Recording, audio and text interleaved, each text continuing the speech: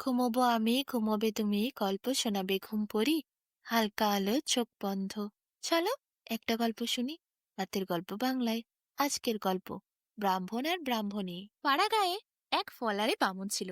তাকে যারা নিমন্ত্রণ করত তারা সকলেই খুব গরিব ছিল। দই চিড়ের বেশি কিছু দেবার তাদের ক্ষমতা ছিল না। এদিকে ব্রাহ্মণ, সে শুনেছিল দই চিড়ে ফলারের চাইতে পাকা ফলারটা ঢের ভালো। সুতরাং এরপরে যে ফলারে নিমন্ত্রণ করত তাকে সে বলতো পাকা ফলার খাওয়াতে হবে। সে বেচারা গরিব লোক, পাকা ফলার সে কোথা থেকে পায়? তাই সে বিনয় করে বলল, মহাশয়, পাকা ফলার দেওয়ার কি ক্ষমতা আমাদের আছে? রাজা রাজারা পাকা ফলার দিতে পারে। ওই কথা শুনে ব্রাহ্মণ বলল, তবে রাজা যেখানে থাকে সেখানে গিয়ে আমাকে পাকা ফলার নিতে হবে। রাজার কাছে এরপর পাকা ফলার খাওয়ার জন্য ব্রাহ্মণ গেল। পথে যাকে দেখতে পায় তাকে জিজ্ঞাসা করে, হ্যাঁ গো, রাজার বাড়ি কোনটা? একজন রাজার বাড়ি দেখিয়ে বলে, ওই যে বড় পাকা বাড়ি দেখছো, ওইটাই রাজার। ব্রাহ্মণ পাকা বলার খাওয়ার জন্য রাজার বাড়ির দিকে এগোতে থাকে। পাকা বাড়ি দেখে ব্রাহ্মণ ভীষণ আশ্চর্য হয়ে যায়। কত বড় বাড়ি! রাজার বাড়ির দিকে সে এক দৃষ্টিতে তাকিয়ে থাকে। যে দেশের সব লোকেরাই কুঁড়ে ঘরে থাকে, খালি রাজা একটি সুন্দর পাকা বাড়িতে থাকে। রাজার বাড়ি দেখে ব্রাহ্মণের মুখ লাল হয়ে যায়। সে গদগদ স্বরে বলে, পাকা বাড়ি! আহা, পাকা বাড়ি তো বটেই, তা হবে না কেন? রাজা বলে কথা, এমন বাড়ি তো রাজাদেরই থাকে। না জানি এই বাড়ি তৈরি করতে কত ক্ষীর ছানা আর চিনি লেগেছে। ব্রাহ্মণ তাড়াতাড়ি গিয়ে রাজার বাড়ির একটি কোণ কামড়ে ধরল। তক্ষুনি উহ, কি জোরে লাগলো বলে চিৎকার করল। সে কিছুক্ষণ রাজার বাড়ির ওইখানে কামড়ানোর পর যন্ত্রণা ভোগ করার পরে ছেড়ে দিল। তারপর নারকেলের মতো দেখলো একটা কিছু। সেই জিনিসটা কি? ছুটে গিয়ে সেটাকে দেখতে শুরু করলো। সে দ্বিগুণ উৎসাহের সাথে সেটাকে কামড় দিল। দুইটি দাঁত তারপর তার ভেঙে গেল। এদিকে রাজার বাড়ির কোণের একটি অংশ তখন ভেঙে গেছিল। তাই সেখানে পাগড়িওয়ালা দারোয়ানরা এসে এরপর সে ব্রাহ্মণকে ধরল। পর টানতে টানতে দারোয়ান থেকে রাজার কাছে নিয়ে গেল। দারোয়ানের কাছ থেকে সব কথা শুনে রাজা বললেন, কি ব্যাপার ব্রাহ্মণ, এখানে কি করছিলে? ব্রাহ্মণ বলল, মহারাজ, আমি পাকা ফলার খাচ্ছিলুম। শুনে তো রাজা অবাক। দেওয়াল কামড়ে পাকা ফলার! রাজা তারপর হো হো করে হেসে উঠলেন। তিনি বুঝতে পারলেন ব্রাহ্মণের পেটে অনেক বুদ্ধি। যাই হোক, সাদাসিধে কথাগুলো রাজার খুব ভালো লাগলো। তিনি হুকুম দিলেন, ব্রাহ্মণকে পেট ভরে পাকা ফলার যেন খেতে দেয়া হয়। তার সাথে ভালো করে ময়দা দিয়ে লুচি, ঘি, মিঠাই, তরি তরকারি, পোলাও, ভাত সব যেন দেওয়া হয়। ব্রাহ্মণকে এরপর রাজা একটি কক্ষে থাকতে দিলেন। সেখানে সুন্দর করে সাজিয়ে দাস দাসীরা নানা রকম পদের খাবার আনলো, পাকা ফলার আনলো। তারপর ব্রাহ্মণ মনে সুখে খেতে শুরু করলেন। ব্রাহ্মণ খেয়ে দিয়ে পেট ভরে রাজাকে মন থেকে অনেক আশীর্বাদ করলেন। রাজা ব্রাহ্মণকে পেট ভরে খাওয়ানোর পর তার সাথে ময়দা, ঘি, মিঠাই আরো কিছু দিলেন। সব নিয়ে ব্রাহ্মণ ঘরে ফিরল।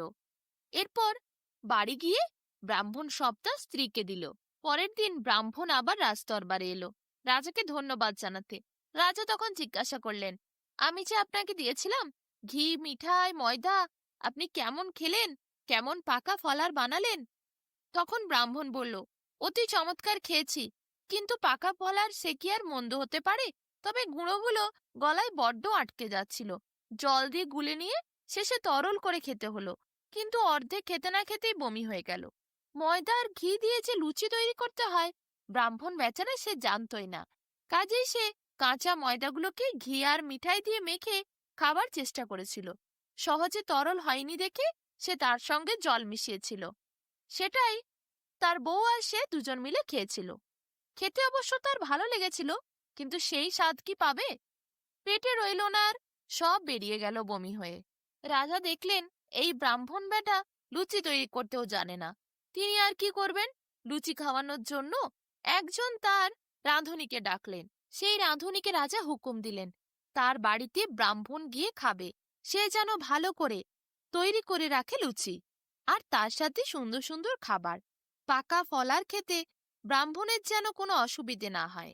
রাঁধুনি বলল, হ্যাঁ, আমি লুচি, তরকারি, পাকা ফলার সব সুন্দর করে তৈরি করে রাখবো। বামুন যেন আমার বাড়িতে বিকেলে যেয়ে খায়। রাজা বলল, ঠিক আছে। ব্রাহ্মণকে এরপর বলল, তুমি তাহলে যেও রাঁধুনির বাড়ি, সেখানে তুমি পাকা ফলার পাবে, তার সাথে আরো কিছু সুন্দর সুন্দর খাবারও পাবে। এদিকে রাঁধুনিটি সকাল সকাল গিয়ে ভালো করে রান্না বান্না সেরে রাখলো, পাকা ফলার সে তৈরি করে নিল। তারপর তার বাড়িতে সে ভালো করে খাবারগুলি ঢাকা দিয়ে রাখলো। সে বিকেলে বাড়ি থাকবে না বলে ছেলেকে সব কথা বলে গেল।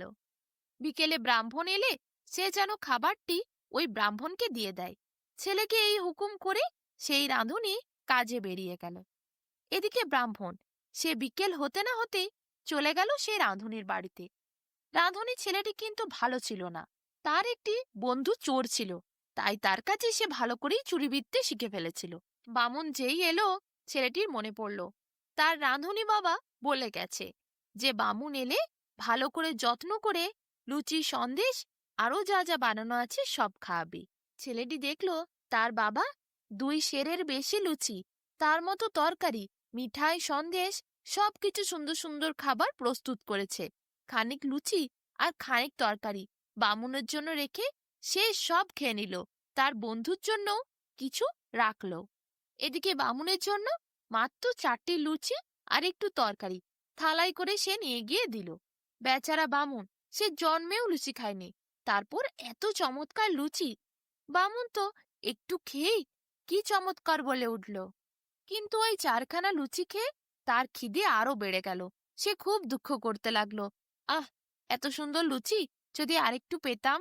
কিন্তু রাঁধুনির ছেলে তো সব খেয়ে ফেলেছে, তাই আর চাইবারও উপায় ছিল না।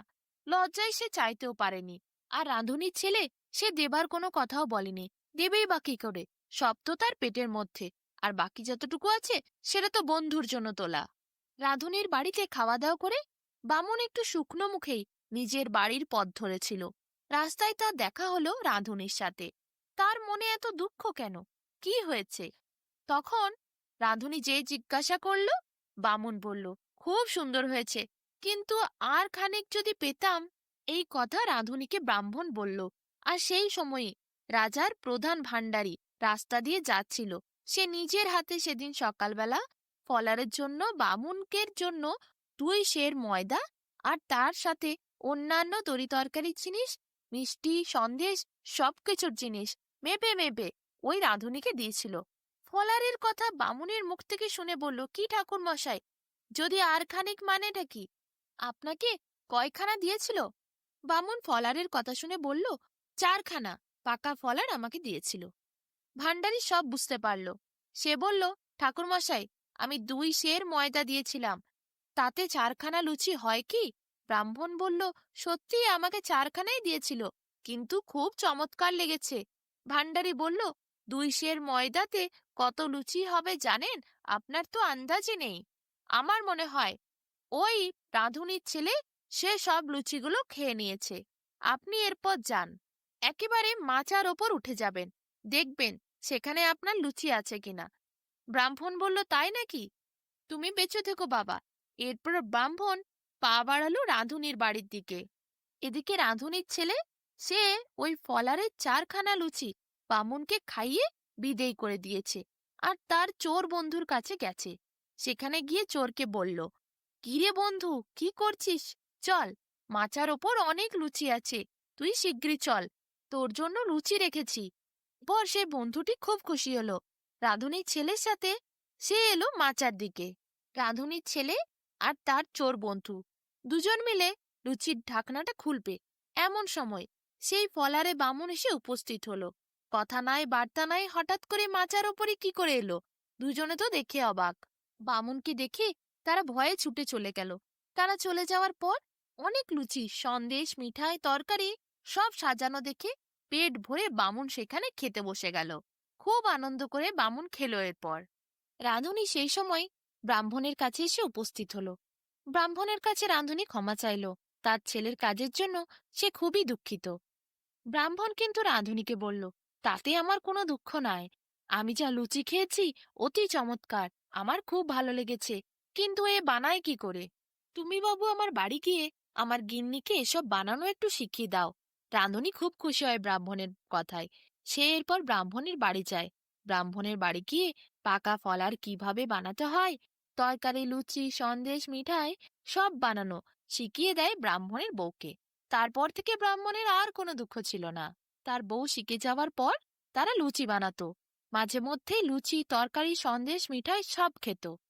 আর ব্রাহ্মণ আসতো রাজার কাছে, তাকে প্রাণ ভরে আশীর্বাদ করত। ব্রাহ্মণ মাঝে মধ্যেই এরপর পাকা ফল আর নিজেই পেত। তার আর পাকা ফল আর খাওয়ার কোনো অসুবিধে ছিল না।